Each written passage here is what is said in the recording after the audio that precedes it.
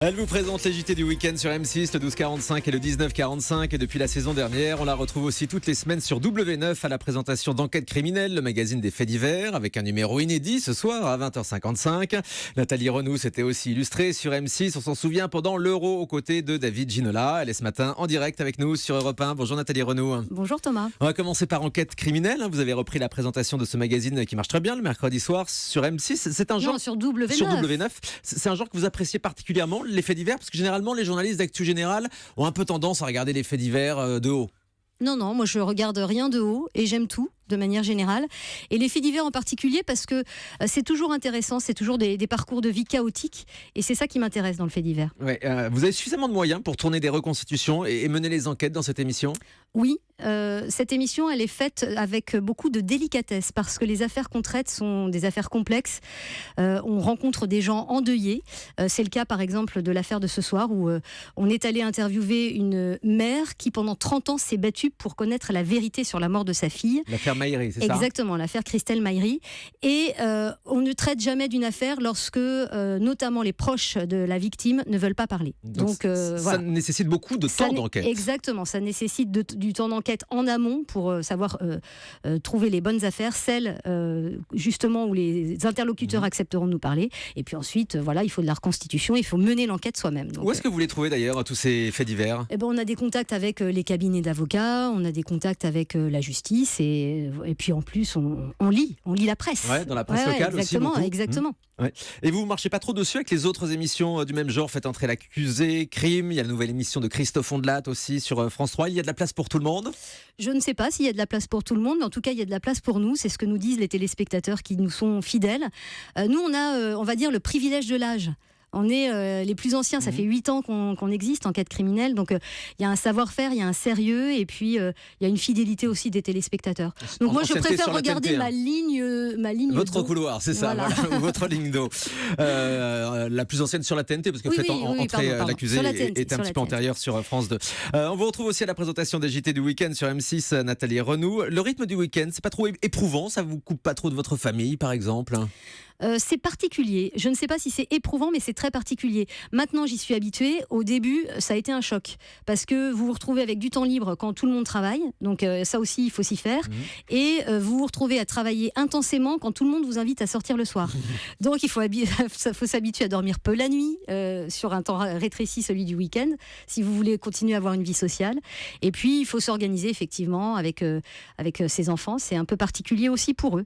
Mais on trouve un équilibre. Franchement, je vais pas me plaindre, vraiment pas. Ouais, ça c'est certain. Comment vous voyez l'arrivée des nouvelles présentatrices qui font des remplacements au JT d'M6, Marie-Ange Casalta ou Ophélie Meunier ? Est-ce que vous vous sentez en concurrence avec elles ? J'ai peur. Non, j'ai pas peur. Là encore, moi je sais pas. J'ai une philosophie de vie qui est la suivante. Je fais ce que j'ai à faire. J'essaye de le faire au mieux parce que c'est ça qui m'intéresse d'ailleurs. Et de toute façon, il y aura toujours des filles bien qui arriveront. Ça, c'est une constante et je le souhaite d'ailleurs. Et je trouve que et Marie-Ange et Ophélie sont des filles qui travaillent très bien, qui travaillent sérieusement, qui font les remplacements avec beaucoup d'envie, beaucoup de passion et qui tiennent bien les journaux. Et ça, c'est très bien pour tout le monde. Parce que si les journaux n'étaient pas tenus pendant les remplacements, ça serait grave. Oui, ce serait pas bon pour vous. Ça serait pas bon pour nous. Je vous dis ça parce qu'à l'époque, sur TF1, on parlait beaucoup des rivalités entre Claire Chazal et Laurence Ferrari. C'est pas du tout le cas à la rédac d'M6. Franchement, je ne le ressens pas. Je ne le ressens pas comme ça. Moi, je les ai accueillies à bras ouverts et l'une et l'autre. Je ne sens pas non plus qu'elles ont une envie incroyable de prendre notre place, en tout cas pour l'instant. Hein. Peut-être que ça viendra. Peut-être que si vous m'interviewez dans un an, je ne parlerai pas avec autant de calme et de zénitude. Mais non, pour l'instant, ça se passe vraiment en bonne intelligence. Et moi, j'ai pas du tout envie de tomber dans cet état d'esprit de méfiance permanente. Voilà, je fais mon travail, elles font le leur et c'est très bien comme ça. Alors dimanche, ce sera le premier tour de la primaire de la droite et du centre. Vous préparez une édition spéciale pour le 19-45 ? On prépare une édition spéciale, ça n'est pas certain car je ne suis pas sûre que nous aurons les résultats au moment où nous conclurons le journal. C'est un peu le problème de cette primaire.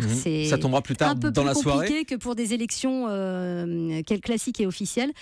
Donc voilà, mais évidemment que ça fera la grosse partie de notre édition. En 2012, vous étiez déjà sur M6 et je me souviens que vous aviez présenté les soirées électorales de la présidentielle. Est-ce que vous présenterez aussi les soirées électorales sur M6 ? Est-ce qu'il y en aura déjà en mai 2017 ? Il n'y a pas de bois sur votre bureau, mais je touche du bois. Oui, j'espère bien, étant présentatrice des journaux du week-end, que les 2 week-ends où nous aurons le premier tour et le deuxième tour de la présidentielle, je serai là. Je ne sais pas encore quelle forme prendra notre soirée. Oui, il y aura une soirée électorale, on y travaille. Je viendrai vous en dire plus dès qu'on en saura plus. Et quand on est journaliste, Nathalie Renaud, qu'on s'occupe de politique, donc comme vous, c'est pas trop frustrant de voir que votre chaîne a préféré confier une émission, alors à mi-chemin entre politique et people, à Karine Le Marchand ? Frustrant, non. Je trouve que c'est une idée originale. C'est un peu novateur. C'est carrément novateur même. Et je trouve qu'il fallait le tenter le coup. C'était pas évident. Il y a eu pas mal de critiques justement sur la collusion. Oui, et puis voilà, oui, c'est ça, présenter chaque politique, quel qu'il soit, de manière sympathique, etc. Mais n'empêche qu'on apprend énormément de choses dans cette émission. On apprend à comprendre la psychologie de ces personnages qui font partie de notre vie. Et puis n'oublions pas qu'une élection présidentielle, c'est l'élection d'un homme, d'une femme, d'une incarnation vraiment. Et donc au moins cette émission, elle a le privilège d'entrer un peu dans l'intimité. Oui, c'est l'un des arguments de Karine Le Marchand. Vous auriez accepté de la présenter ? Vous voulez dire que je fais sa communication ? Non, mais est-ce que vous auriez présenté cette émission ? C'est quelque chose qui aurait pu m'intéresser, oui. Mais c'est Karine qui l'a proposé, c'est elle qui en a eu l'idée. Donc, parce que généralement, les journalistes sont détestés, les journalistes politiques en particulier. Sont détestés ? Ont détesté l'émission de Karine. Oui, écoutez, très bien. Très bien. J'en prends note. On vous avait vu aussi cet été dans les émissions de foot sur M6 aux côtés de David Ginola pendant l'Euro. On sait qu'M6 devrait continuer à diffuser des matchs de l'équipe de France. Est-ce que vous continuerez ces émissions de foot ? Je ne sais, franchement, n'en sais rien. Là, il y avait un dispositif assez particulier puisque nous étions co-diffuseurs de l'Euro, qu'en plus on avait la finale. Enfin, vraiment, il y avait quelque chose qui s'est mis en place. Moi, ça a été une parenthèse pour moi, une parenthèse magnifique. Mais voilà, franchement, je ne m'avancerai pas sur ce terrain pour l'avenir. Qu'est-ce qui vous manque aujourd'hui à M6, Nathalie Renaud ? Franchement, pas grand-chose. Vous avez tout pour être heureuse ? Non, mais je suis assez heureuse, oui. J'ai un rythme quotidien avec le journal et l'adrénaline du direct.